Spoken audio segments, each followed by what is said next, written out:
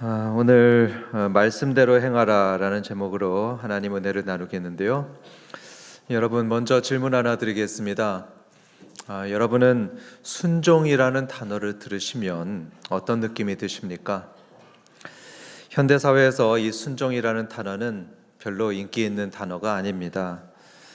제가 보기엔 거의 낯선 그런 외국어 같은 그런 단어가 아닌가 싶습니다. 일상 대화에서 순종이라는 단어가 잘 쓰이질 않죠. 복종이라는 단어 거의 듣기가 어렵습니다. 가정도 여러분 보십시오. 자녀가 부모에게 순종한다?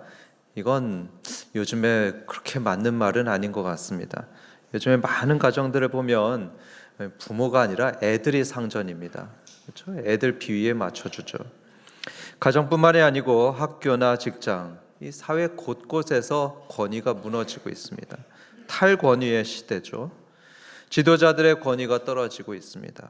그러니까 이들에게 순종하는 것, 그것도 기대하기가 어려운 때입니다. 그런데 이러한 현상은 단지 오늘날 한국 사회에서만 일어나는 현상이 아닙니다. 순종을 거부하는 그 마음의 뿌리, 그 뿌리는 저 아담, 저 하와에까지 거슬러 올라갑니다. 창세기를 보면 피조물인 아담과 하와가 어떻게 합니까? 놀랍게도 자기를 지으신 그 창조주 하나님께 그 권위에 도전장을 내는 광경이 나옵니다. 어떻게 도전장을 내밉니까? 하나님께서는 선악과를 먹는 날에는 네가 반드시 죽으리라 이렇게 경고를 하셨는데 그들은 그 말씀에 순종하지 않았습니다. 아니, 오히려 그 선악과를 먹고서 하나님처럼 되려고 했습니다. 내가 하나님처럼 되리라 했습니다. 그 반역의 씨앗, 그 불순종의 불씨는 그 후손들의 영혼 속에, 우리들 마음 속에 유전처럼 전해 내려왔습니다. 그러니까 사람들이 본능적으로 외치는 말이 이런 겁니다. 내가 내 인생의 주인이야. 내 뜻대로 살 거야. 내 욕망대로 살 거야. 19세기의 철학자 니체는 이런 인간의 본성을 도덕 철학으로 정당화했습니다. 그의 저서인 도덕의 계보에서 니체는 이렇게 선언했습니다. 하나님께 순종하는 것은 노예나 하는 것이다.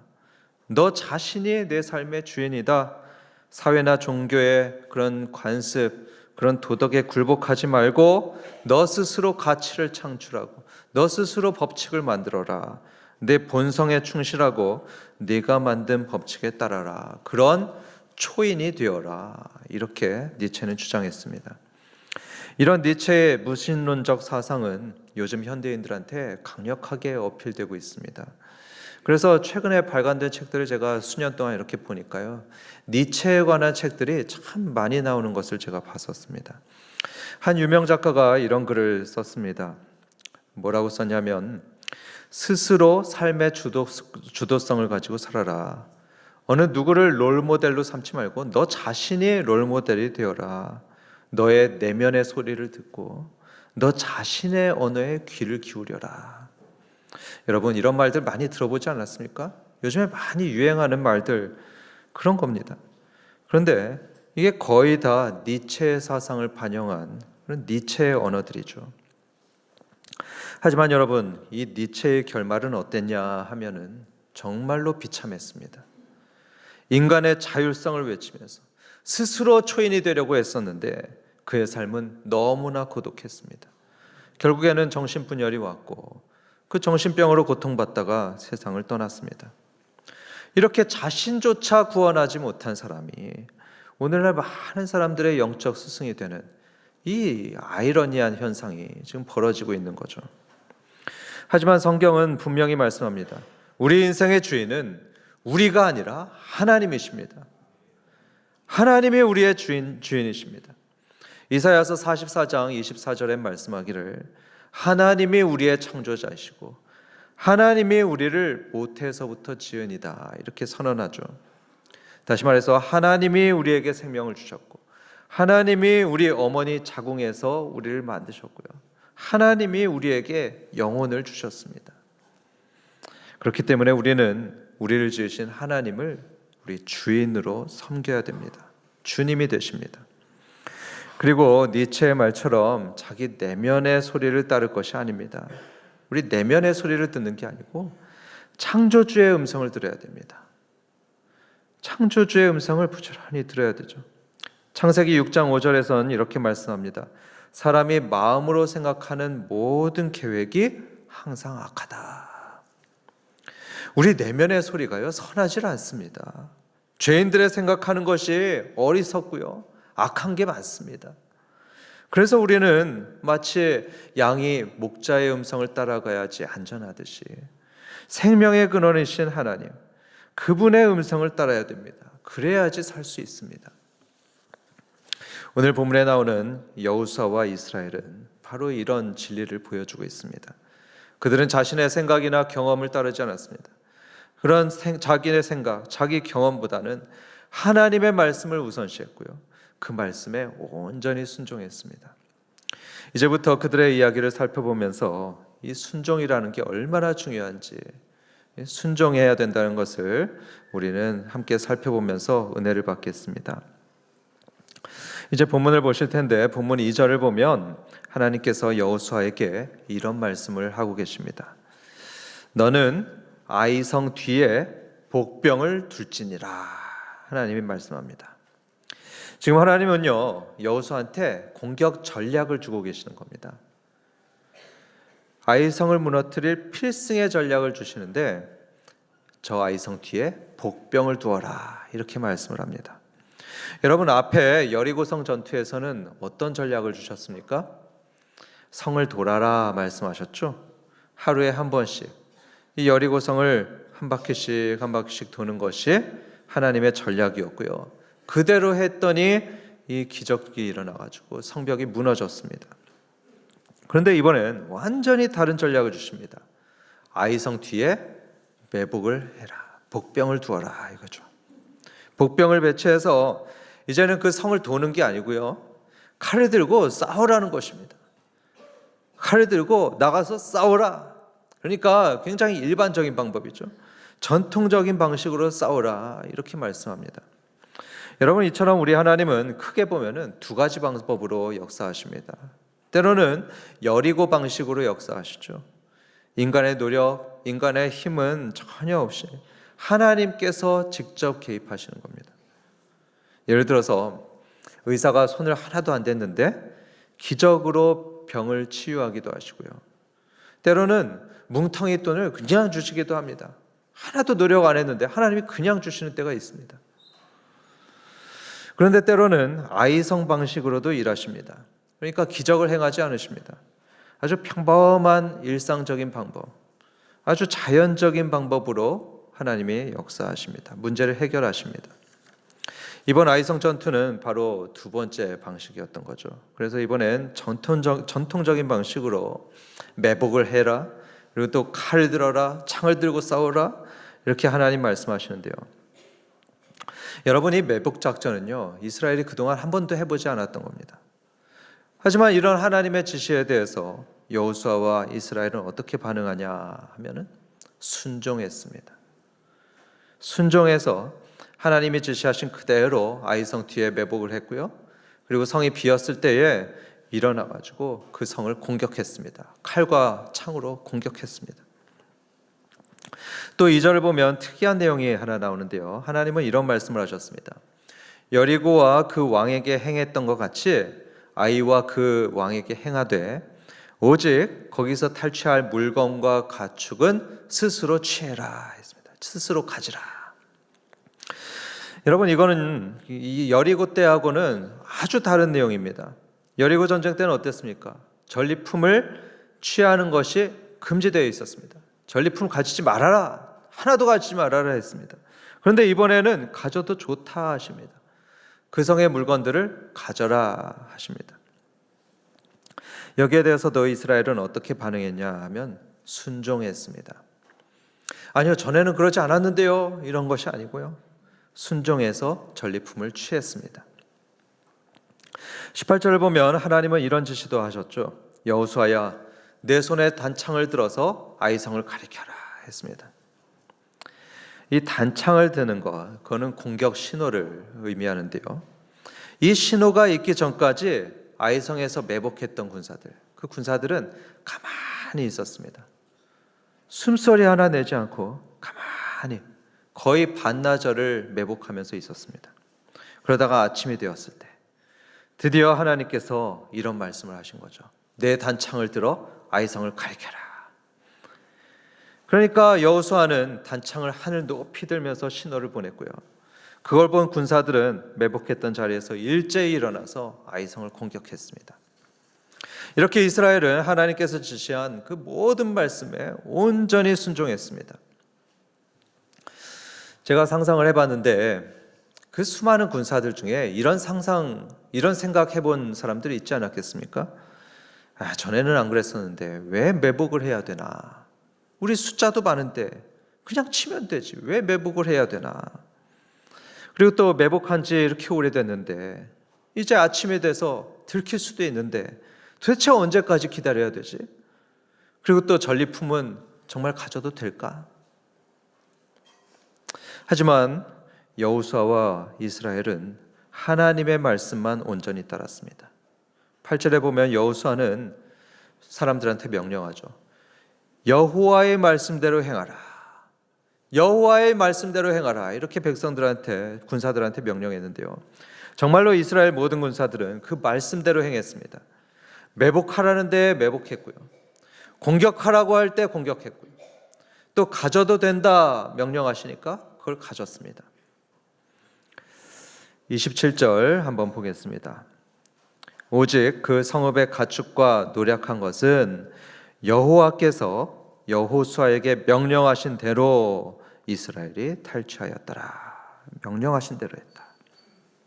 이렇게 여호수아와 이스라엘은 자신의 생각이나 그 이전의 경험을 주장하지 않았고요. 지금 하나님이 주시는 말씀, 지금 주시는 그 말씀에 순종하였습니다. 그렇게 해서 이들은 아이성 싸움에서도 완전한 승리를 얻게 되었습니다. 사랑하는 성도 여러분, 제가 이 시점에서 솔직히 고백할 게 하나 있는데요.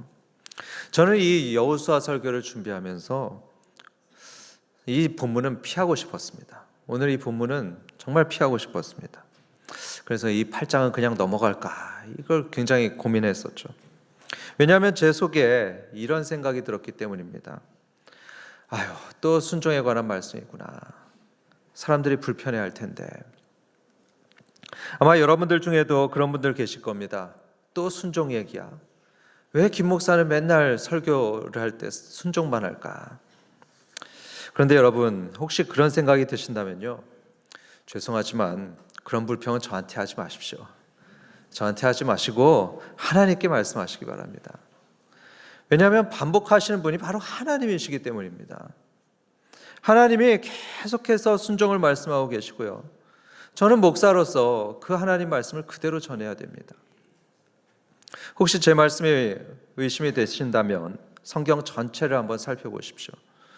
성경에서 하나님은요, 순종에 관한 메시지를 최소한 100번 이상을 말씀하고 있습니다. 최소한 100번 이상입니다. 바로 앞에 신명기에서도 순종이 계속 나오고 있고요. 여호수아서도 그렇습니다. 여호수아 1장에서는 내 율법을 다 지켜 행하고, 그러니까 순종하라고 했죠. 또 3장에서는 이스라엘이 순종해서 이 요단강을 건넙니다. 그리고 6장에서는 순종해서 여리고성이 무너지는 것이 나오고요.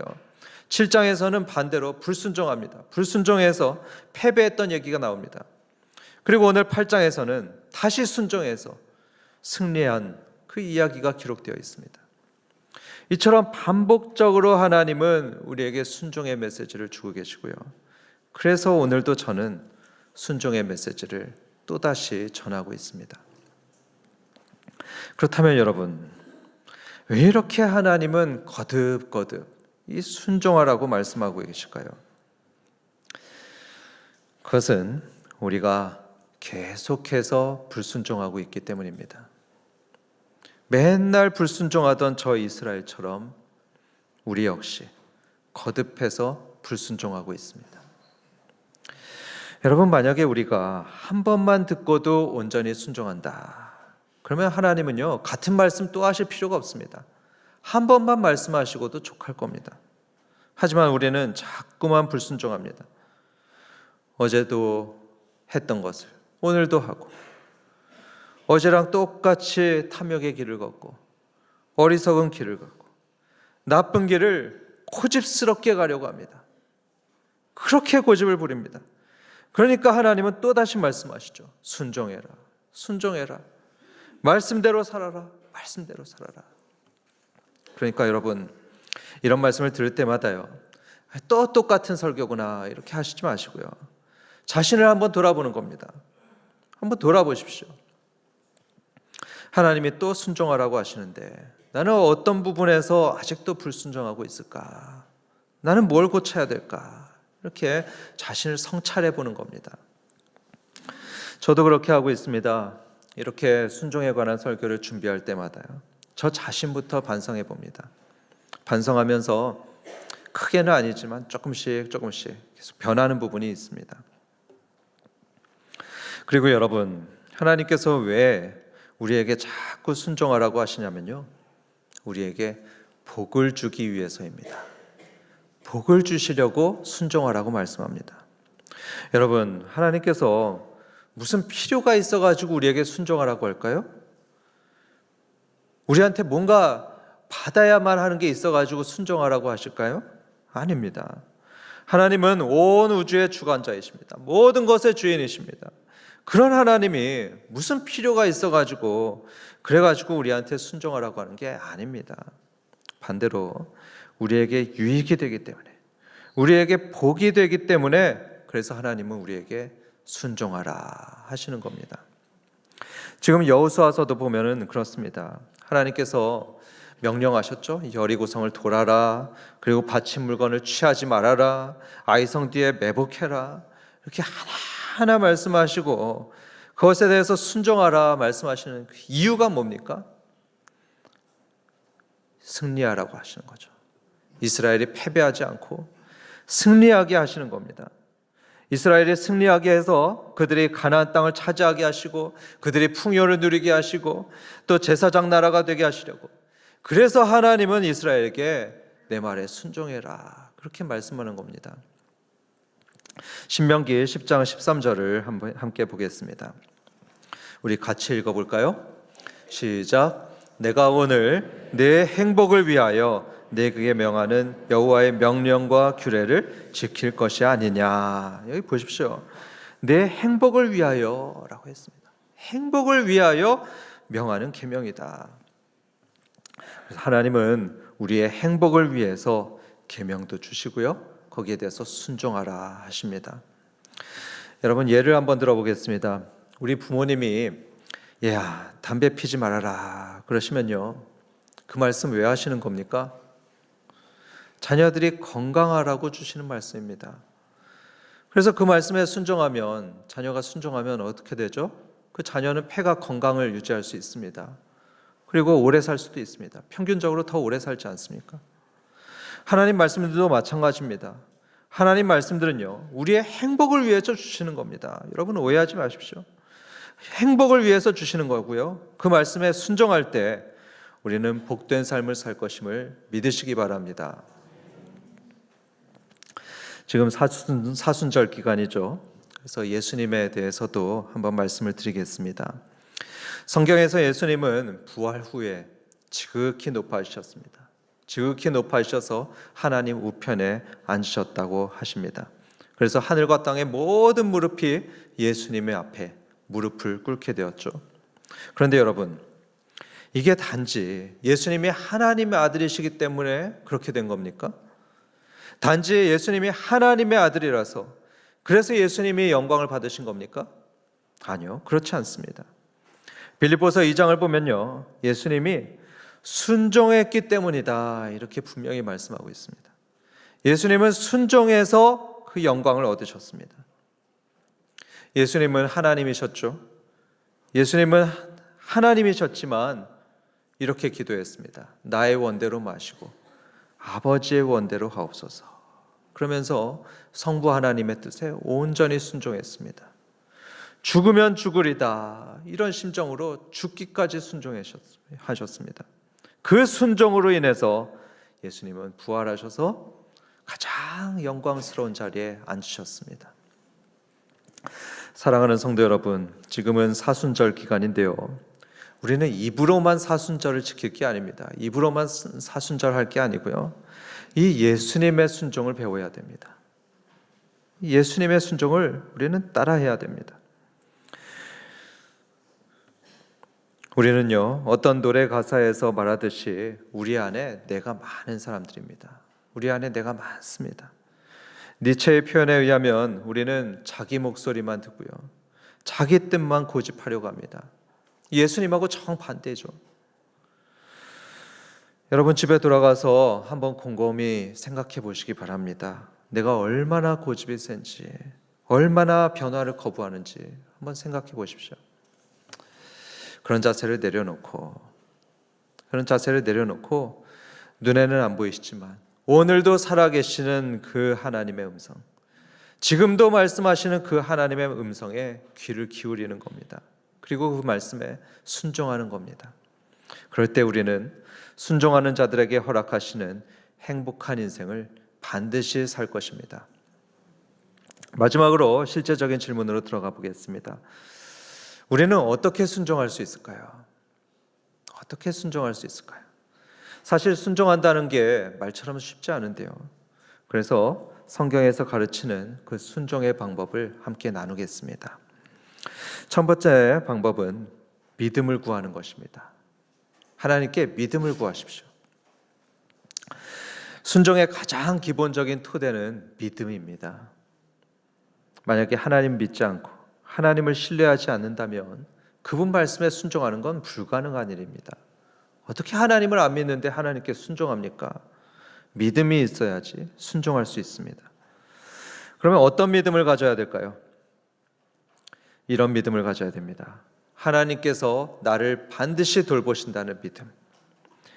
돈이나 권력이 아니라 전능하신 하나님, 나를 사랑하시는 하나님께서 내 인생을 책임지신다는 믿음. 이런 믿음이 있을 때 우리는 순종할 수 있습니다.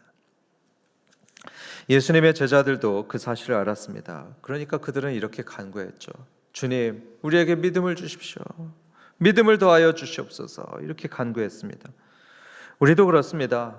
우리가 순종하기 어려울 때가 있죠. 그럴 때 기도하는 겁니다. 주님, 제게 순종할 믿음을 주옵소서. 순종하는 믿음을 주옵소서. 기도해야 됩니다. 그리고 두 번째, 어떻게 순종할 수 있느냐? 순종의 결과를 바라보는 것입니다. 순종의 결과를 바라본다. 여러분, 여호수아와 이스라엘은 어떻게 그렇게 순종할 수 있었을까요? 어떻게 그렇게 철저하게 순종할 수 있었을까요? 왜냐하면 그들은 순종할 때 일어날 그 선한 결과를 바라보았기 때문입니다. 순종하면 어떤 축복이 올지, 어떤 큰 축복이 올지 그들은 미리 내다봤죠. 특히 여호수아는 이런 거룩한 상상력을 마음속에 품고 있었습니다. 순종하면 이 땅을 주실 거다. 순종하면 요단강이 갈라질 것이다. 순종하면 여리고성이 무너질 것이다. 오늘 본문 7절에서도 여호수아는 이렇게 선포하고 있죠. 너희 하나님 여호와께서 그 성읍을 너희 손에 내주시리라. 하나님께서 아이성을 주실 것을 믿음의 눈으로 이미 봤던 것입니다. 이런 상상력이 이스라엘로 하여금 철저히 순종하도록 도와주었습니다. 예수님도 그랬습니다. 히브리서 12장 2절을 보면요, 예수님은 그 앞에 있는 기쁨을 바라보며 그 앞에 있는 기쁨을 위하여 십자가를 참았다 했습니다. 예수님은요, 저 앞에 다가오는 기쁨을 바라보셨습니다. 순종의 끝에 있는 그 영광, 순종의 끝에 있는 그 기쁨을 바라보면서 십자가의 고통과 그 수치를 참아내셨습니다. 우리도 마찬가지입니다. 순종하는 것이 어렵습니다. 손해처럼 보입니다. 하지만 그 너머에 있는 큰 축복을 바라보는 것입니다. 천국에서 누리게 될 영원한 영광을 바라보는 것이죠. 이런 거룩한 상상력이 있을 때 우리는 어떤 어려움에도 불구하고 순종할 수 있는 힘을 얻게 됩니다. 세 번째 방법입니다. 세 번째는 작은 순종부터 실천하라 이것입니다. 작은 순종부터 시작하는 겁니다. 제가 존경하는 한 목사님이 이런 말씀을 하셨습니다. 굉장히 영성이 있는 분인데요. 기도하다가 성령님이 마음에 어떤 부담감을 주시죠. 어떤 거룩한 부담감, 어떤 좋은 생각을 주실 때가 있습니다. 그럴 때면 그걸 무시하지 말라고 합니다. 무시하지 말고 즉시 순종하고 즉시 실천하는 것이 아주 중요하다 말씀하셨습니다. 그렇습니다, 여러분. 성령님께서 우리 마음속에 작은 감동을 주실 때가 있습니다. 저 사람을 도와라, 또는 하나님께 이렇게 봉사해라 하실 때가 있습니다. 그 작은 감동에 순종하는 거죠. 또 성경을 통해서 깨달은 작은 지시들, 그런 것에도 바로 순종하는 겁니다. 그 작은 순종이 하늘문을 여는 겁니다. 그리고 그렇게 한 번, 두 번 순종하면서 하늘문이 계속 열리는 체험을 하다 보면 더 큰 순종도 하는 것입니다. 그래서 작은 순종부터 시작하는 것, 그게 순종의 사람이 되는 그런 첫걸음이 됩니다. 이제 결론을 맺겠습니다. 오늘 우리는 이스라엘이 순종함으로써 또다시 승리하는 것을 보게 되었습니다. 이번 아이성 전투는 여리고성 전투와 전혀 다른 방식이었습니다.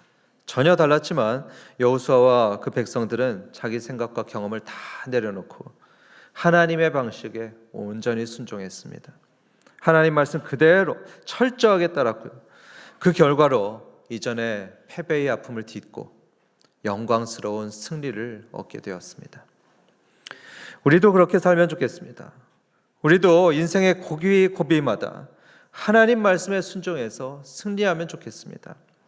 우리 하나님은요, 당신에게 순종하는 자녀들에게 하늘문을 여시는 분입니다. 하늘문을 여시고 복을 부어주려 하시는 그런 은혜의 아버지시죠. 무조건 엄한 분이 아닙니다. 무조건 두렵기만 한 분이 아니시고요. 순종하는 자녀들을 기뻐하시고 그들에게 넘치는 복을 주시려는 은혜의 하나님이십니다. 믿으시고 오늘부터 작은 것 하나부터 순종하셔서 하나님의 은혜와 하나님의 복을 누리시는 저와 여러분 되시길 주님의 이름으로 축원합니다.